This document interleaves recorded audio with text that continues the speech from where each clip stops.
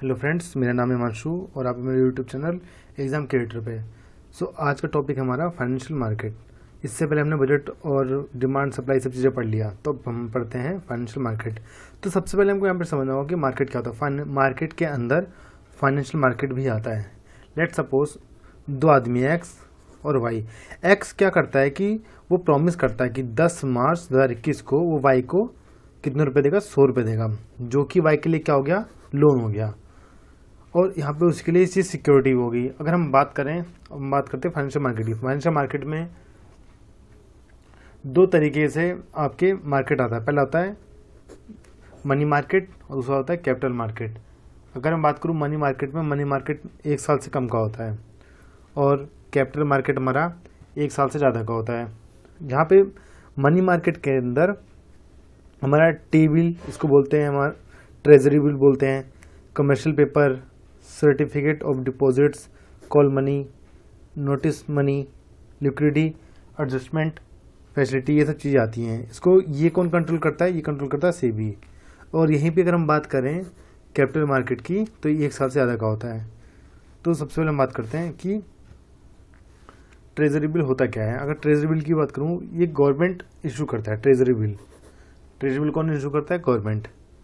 Let suppose government क्या करती है कि गवर्नमेंट ऑफ इंडिया, जीओआई का मतलब क्या होगा, गवर्नमेंट ऑफ इंडिया। गवर्नमेंट ये कहती है कि वो प्रॉमिस करती है, I promise to 12 Feb 2022 to pay the sum of 100,000 rupees. कहने का मतलब यहाँ पर है कि गवर्नमेंट ऑफ इंडिया हमारा ये प्रॉमिस करती है कि 12 फरवरी 2022 को वो 1,000 रुपये देगी। और डेट ऑफ इशू कहने का मतलब जैसे लेट सपोज आज की डेट है हमारी 12 मई 2021। आज की तारीख को वो इशू करती है कि आने वाले 2022 को, 12 फरवरी 2022 को, 1 साल बाद, वो 1,000 रुपये पे करेगी।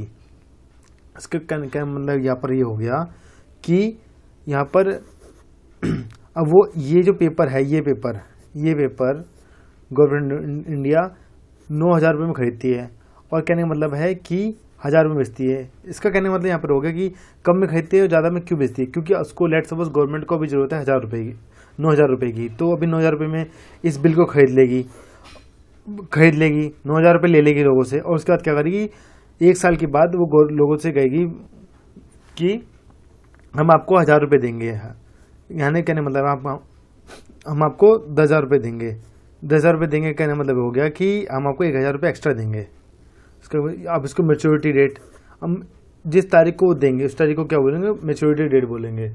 और फेस वैल्यू क्या मतलब हो गया कि ये 10,000 रुपये में फेस वैल्यू हो गया, उसको क्या बोलेंगे, मैच्योरिटी वैल्यू बोलते हैं। ये कौन करता है? गवर्नमेंट इशू करता है। इसमें क्या होता है, इशू ऑन डिस्काउंट पे इशू होता है। ई कुबेर अब क्या करता है कि गवर्नमेंट किन लोगों से खरीदता है? ई कुबेर के थ्रू लोगों से ट्रेजरी बिल खरीदता है। इसकी मिनिमम अमाउंट कितनी होती है? 25,000 रुपये मिनिमम अमाउंट होते हैं, जितने बिल वो खरीदना चाहता है लोग। ये 90 दिन, 180 दिन और 64 दिन के लिए होता है, 364 दिन के लिए।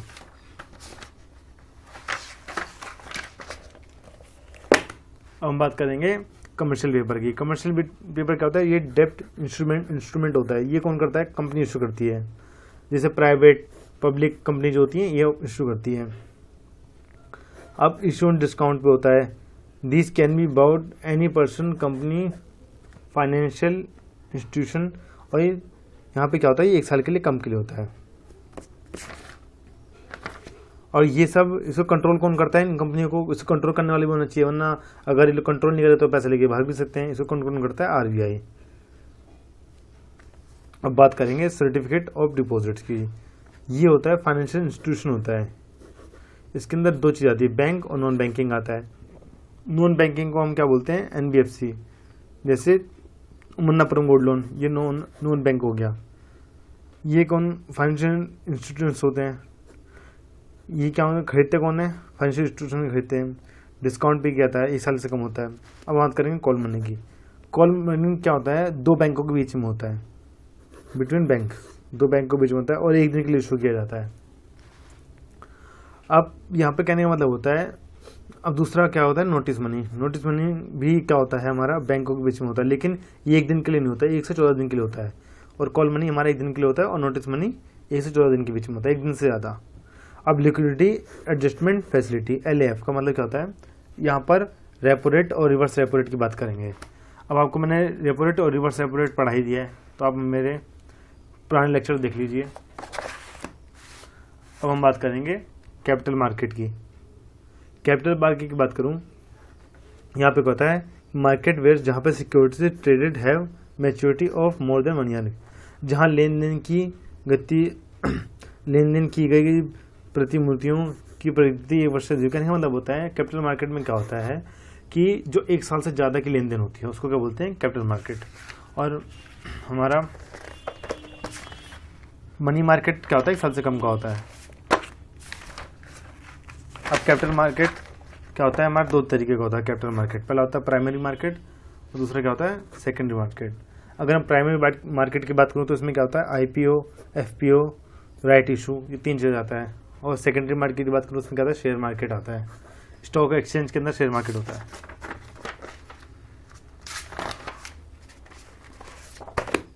सो अब हम बात करेंगे IPO की।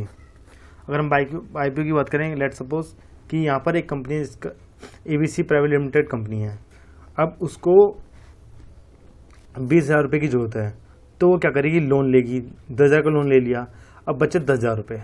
10,000 तो उसने लोन ले लिया, बैंक से लोन ले लिया, डिबेंचर इशू करके 10,000 का लोन ले लिया। अब बचे 10,000 रुपये। 10,000 में क्या करेगा कि वो सेबी के पास जाएगा, वो कहेगा कि 10,000 का मुझको लोन चाहिए। तो सेबी क्या कहेगा कि वो कहेगा कि एक शेयर वो बेचेगा 10 रुपये का। इस तरीके से कितने हो जाएंगे, 1,000 शेयर हो जाएंगे। अब सेबी क्या कहेगा कि सेबी कहेगा रेड हेरिंग प्रोस्पेक्ट करेगा। पहले ये सेबी के पास जाएगा, अब सेबी वाले क्या करेंगे, उसकी बात सुनेंगे कि हाँ ये कैसी कंपनी है, अच्छी है बुरी है। कंपनी की सुनवाई की जाएगी। कंपनी की सुनवाई करने के बाद में उसको परमिशन दी जाएगी कि हम आपके 400 शेयर, मैक्सिमम 400 शेयर खरीद लेंगे। अब 400 शेयर खरीदने के बाद में जो बचे हुए 90% जो होने चाहिए वो ब्रोकर क्या करेगा, इंश्योरेंस कर देगा। अब यहाँ पे कहने का मतलब हो गया कि इसमें क्या होता है आपका, इसमें ये होता है IPO में कि जो 10,000 बच गए, 10,000 में से क्या हो गया, जो 400 शेयर किसने खरीद लिए, 400 शेयर खरीद लिए आपके सेबी वाले ने कर लिए। अब दूसरी बात में क्या होगा, जो पैसे बचे उन्हें खुद लगाना होगा कंपनी वालों को। अब यहाँ पर कहने का मतलब ये हो गया कि अब यहाँ पर जो 90% शेयर एप्लीकेशन शुड बी, यहाँ पे क्या मतलब 4 शेयर वो खरीद लेंगे। और जो ब्रोकर जो होंगे यहाँ पर वो क्या करेंगे, अंडर राइटिंग करेंगे। यहाँ पे कहने का मतलब है जो 4 शेयर से बात की, जो 600 शेयर बच गए हमारे पास, जो शेयर बच गए। सो IPO करने के बाद क्या करती है कंपनी, FPO करती है। FPO में क्या होता है कि जो कंपनी है IPO कर देगी। IPO करने के बाद कंपनी क्या जाएगी, कंपनी जाएगी पब्लिक के पास में। पब्लिक के पास में जाने के बाद में कंपनी क्या करेगी, लिस्टेड हो जाएगी। कंपनी बच गई, पब्लिक के पास गई कंपनी तो लिस्टेड हो गई। उसका सेबी, फिर सेबी के पास जाएगी, फिर परमिशन मांगेगी कि मुझे 400 शेयर में इशू करना चाहती हूँ। फिर 400 शेयर वो पहली बार क्या कर देगी, इशू कर देगी मार्केट में। उसको बोलेंगे FPO, यानी कि फॉलो ऑन पब्लिक ऑफर।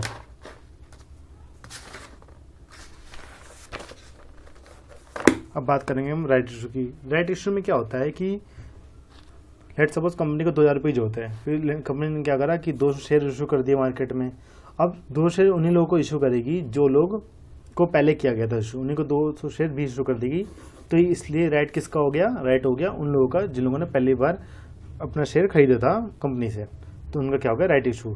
तो उसे बोलेंगे राइट इशू। सो यहाँ पे मैंने IPO, FPO और राइट इशू पढ़ लिया।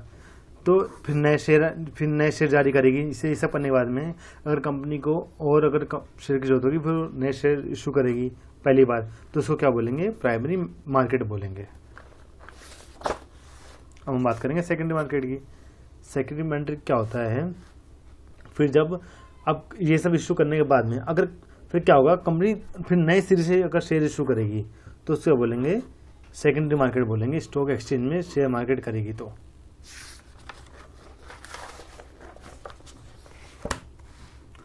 अब बात करेंगे स्टॉक एक्सचेंज की। अब बेसिकली पहले हम बात करते हैं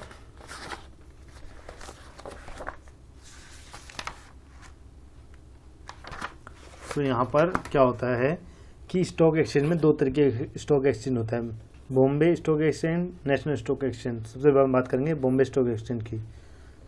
तो सबसे पहला ये हमारा एशियाज फर्स्ट स्टॉक एक्सचेंज कौन सा है, हमारा बॉम्बे स्टॉक एक्सचेंज। एशिया में सबसे पहले स्टॉक एक्सचेंज कौन सा आया था, बॉम्बे स्टॉक एक्सचेंज। तो लेट सपोज 2000 ईयर 2000 में अशोक ने 100 शेयर खरीदे, कितने के, 10 रुपये के। तो 1000 रुपये के शेयर खरीद लिए उसने। और रवि ने कितने खरीदे, 200 शेयर खरीदे, कितने रुपए के, 20 रुपये के। तो उसने 4000 रुपये शेयर खरीद लिए। अब दोनों ने मिला के कितने खरीदा, 5000 रुपये का। तो उसको मिल गया 1000 पॉइंट। अब लेट सपोज 2021 में नीतू ने क्या करा कि 100 खरीदे शेयर 20 रुपये के, तो हो गए 2000 रुपये। और क्या करा, रेनू ने क्या करा, 200 शेयर खरीदे 40 रुपये के, तो कितने हो गए, 8000 शेयर, यानी कि 10,000 रुपये के क्या होंगे, उन्होंने शेयर खरीद लिए। तो उसको मिलेंगे 2000 पॉइंट। तो यहाँ पे पॉइंट किसके ज़्यादा मिल रहे हैं, 2000 पॉइंट ज़्यादा मिल रहे हैं, क्योंकि इस समय मार्केट में उन्हीं शेयर का प्राइस ज़्यादा है। इसको बोलेंगे बॉम्बे स्टॉक एक्सचेंज। मैं बात करता हूँ कि बॉम्बे स्टॉक एक्सचेंज में क्या होता है। ये इसमें कितनी कंपनियाँ होती है, 30 कंपनियाँ होती है। सेंसेक्स बीएससी मिला के 30 कंपनियाँ होती है। इसका बेस ईयर क्या लिया गया है, 1978 से लेके 79 तक लिया गया है। अब इसमें कितनी कंपनी आती है, इसमें टोटल 3 कंपनी होती है। इसको बोलेंगे ब्लू चिप कंपनी बोलते हैं, क्योंकि इसमें 30 कंपनी इसलिए लिया जाता है क्योंकि जो बेस्ट 30 कंपनी होते हैं उनको लिया जाता है। इसका बेस पॉइंट क्या होता है, 1000 पॉइंट्स का। अगर मैं बात करूं नेशनल स्टॉक एक्सचेंज के, इसके अंदर 50 कंपनियां लिया जाता है। अब इसका बेस ईयर क्या होता है, 1994। इसमें कितनी कंपनी ली जाती हैं, 50 कंपनियां ली जाती हैं। तो 30 बेस्ट बचने के बाद जो कंपनियां बचती हैं 50, उसको लिया जाता है। इसमें पॉइंट लिया जाता है, 1000 पॉइंट को लिया जाता है।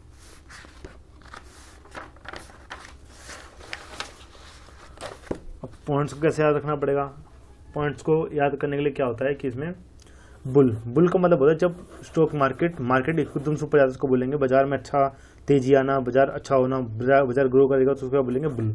अगर बाजार नीचे गिर गया उसको बोलेंगे डाउन मार्केट, यानी बाजार में मंदी आ गई।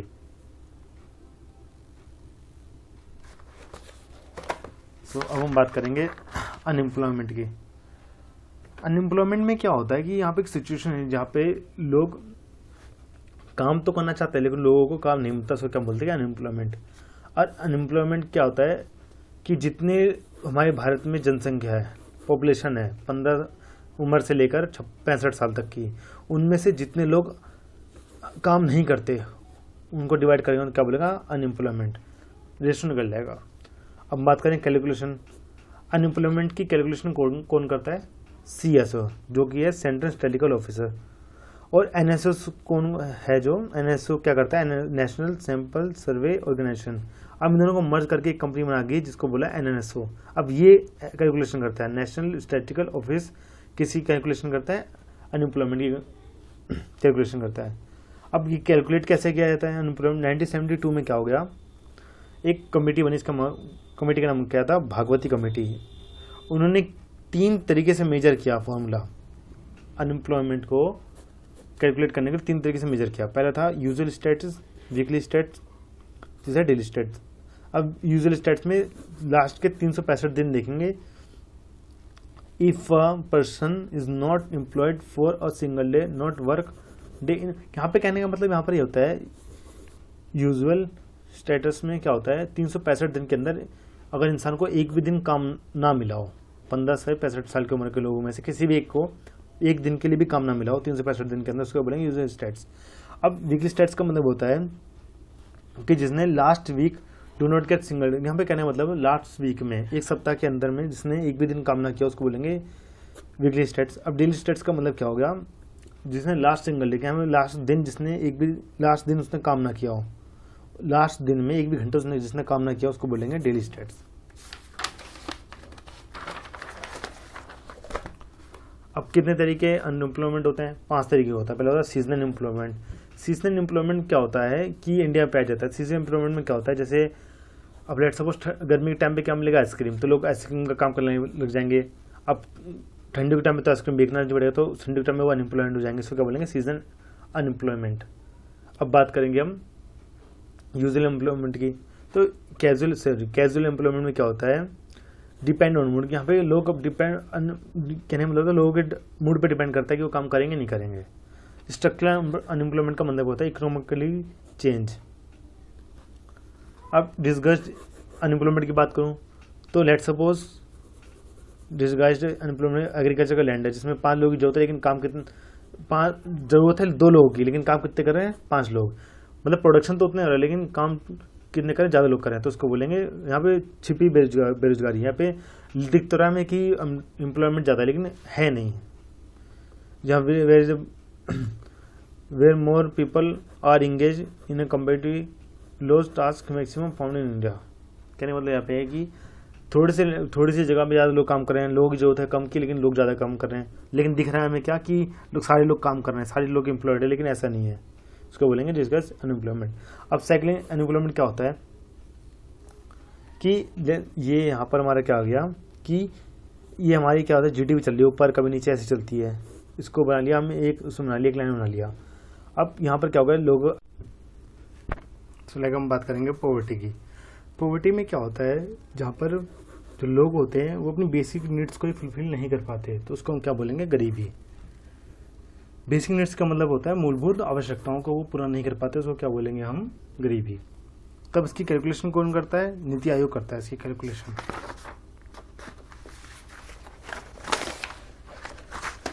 अब कितनी तरीके की गरीबी होती है, गरीबी बेसिकली 2 तरीके होता है। पहला होता है एब्सोल्यूट पॉवर्टी, दूसरा रिलेटिव पॉवर्टी।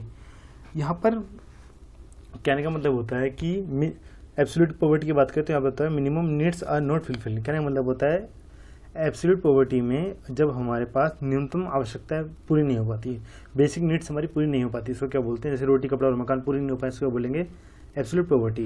यहीं पर अगर हम बात करें रिलेटिव पॉवर्टी की तो poverty is calculated on the basis of the comparison. अब यहाँ पे हम क्या करेंगे, रिलेटिव पॉवर्टी में क्या होता है, हम कंपैरिजन करेंगे गरीबी और अमीर लोगों के बीच में। तो जहाँ पे बेसिक नीड्स तो पूरी हो रही है लेकिन कंपैरिजन किया रहा है कि जैसे गरीब के पास क्या है, आज के टाइम में गरीब और किसको बोलेंगे कि जिसका बाइक है, अमीर किसको बोलेंगे कार। तो लेकिन दोनों को तो खाना मिला है, दोनों लेकिन है तो दोनों को रोटी कपड़ा मकान सब कुछ है, लेकिन रिलेटिव पॉवर्टी यहाँ पर आ गया। विच यहाँ पे types of poverty, which type of poverty maximum, यहाँ पे कहने का मतलब होता है हमारे पास किस तरीके की कौन सी क्या होता है कि इन दोनों में से हमारे पास कौन सी गरीबी पाई जाती है दुनिया में। यहाँ पे इसका आंसर होता है रिलेटिव पॉवर्टी। अब आज के टाइम में रोटी कपड़ा और मकान तो सबके पास है, लेकिन रिलेटिव पॉवर्टी यहाँ पर है काफ़ी ज़्यादा।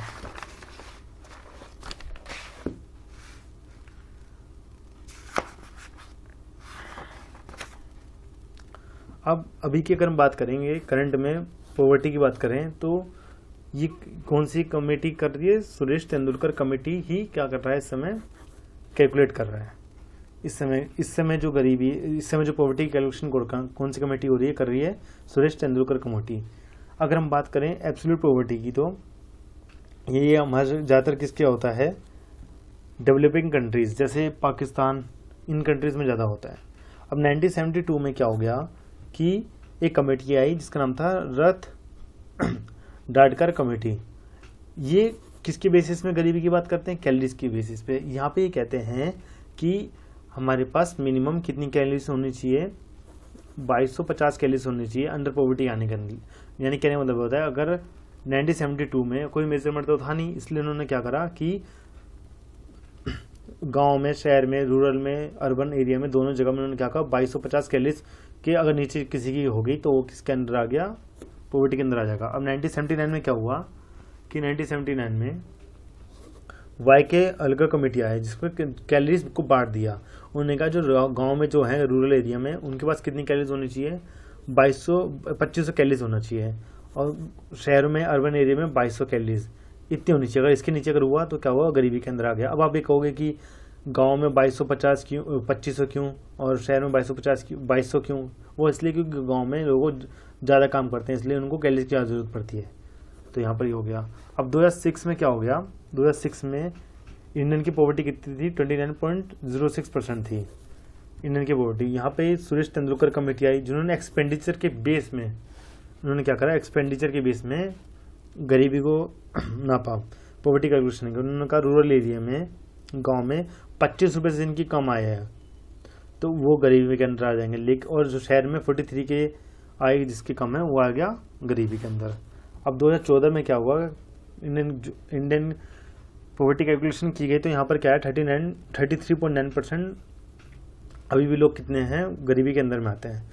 रंगाराजन कमेटी आई, रंगाराजन कमेटी में भी क्या करा गया, एक्सपेंडिचर के बेस में देखा गया, लेकिन यहाँ पर क्या करा गया कि फिर यहाँ पे थोड़ा चेंज किया गया। उन्होंने ये कहा कि गांव में जो लोग हैं रूरल एरिया में वो 43 रुपये से कम कमाते तो वो गरीबी के अंदर आएंगे, और शहर में अगर 54 रुपये से कम कमाते तो वो गरीबी के अंदर आएंगे।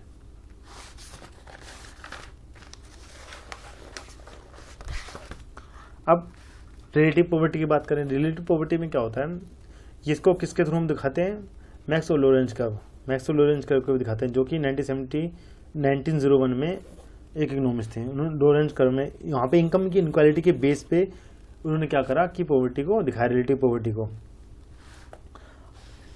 अब उन्होंने क्या करा, अब अगर हम बात करें एब्सोल्यूट इक्वलिटी पॉवर्टी की बात करें, यहाँ पे एक ग्राफ के थ्रू मैं बताता हूँ कि पॉवर्टी को कैलकुलेट किया जाता है। लेट्स सपोज ये लाइन है, इसको बोलेंगे एब्सोल्यूट पॉवर्टी लाइन, जहाँ पर इक्वल पर्सन इक्वल इनकम, कहने का मतलब है लोग अगर 5% पाँच लोग हैं तो 5 उनकी इनकम होगी, जितने लोग उतनी इनकम, तो यहाँ पर कोई दिक्कत नहीं है। तो अगर मान लो ये जितना इसके पास जोन सा कर्व बना होगा वो उतना ही डेवलप होगा। लेट्स सपोज इसके पास सबसे पहले ये कर्व बना हुआ ये वाला, तो इस केस में क्या होगा, ये कंट्रीज क्या होगी, डेवलप कंट्री के अंदर में आ गई, जितने लोग उतनी इनकम, ठीक है। अब यहाँ पर डेवलपिंग कंट्रीज आ जाती हैं, थोड़ा और दूर आ गया, जितने लोग उतनी कम इनकम, थोड़ी कम इनकम, तो उसको बोलेंगे डेवलपिंग कंट्रीज। अब ये जो कर्व आ गया ये वाला इस वाले कर्व को क्या बोलेंगे, अंडर डेवलप कंट्रीज। मतलब कहने का मतलब जितने लोग बहुत कम इनकम है, जितने लोग उससे कम इनकम, तो पॉवर्टी के अंडर में आ गया, तो उसका हम क्या बोलेंगे, एब्सोल्यूट इक्वलिटी लाइन के थ्रू हम कंपेरिजन कर लेते हैं। अगर हम बात करें, हम लोरेंज कर्व के थ्रू देखते हैं एब्सोल्यूट पॉवर्टी को। 1911 में क्या हो गया, कोरेंडो गिनी आ गया, कोरेंडो गिनी लोरेंज मैथमेटिकल रिप्रेजेंटेशन थे। उन्होंने क्या कहा कि let suppose absolute equal poverty ले लिया, उन्होंने कहा ये जो यहाँ से लेके यहाँ तक है डेवलप कंट्रीज, गिनी कोएफिशिएंट प्लस में डेवलप प्लस में अंडर डेवलप कंट्रीज, इन दोनों को ले लेंगे साथ में। इन दोनों को साथ में लेके क्या बनेगा, इनकम की इनक्वालिटी आ जाएगी। कहने का मतलब यहाँ पर होगा कि यहाँ पर तो क्या होगा कि डेवलप प्लस में अंडर डेवलप कंट्रीज को साथ में ले लेंगे, इन्हें डिवाइड कर लेंगे, तो इनकम की इनक्वालिटी का पता चल जाएगा हमें। इस लाइन को हम क्या बोलते हैं, 0 डिग्री लाइन बोलते हैं, इसको बोलते हैं ओ लाइन।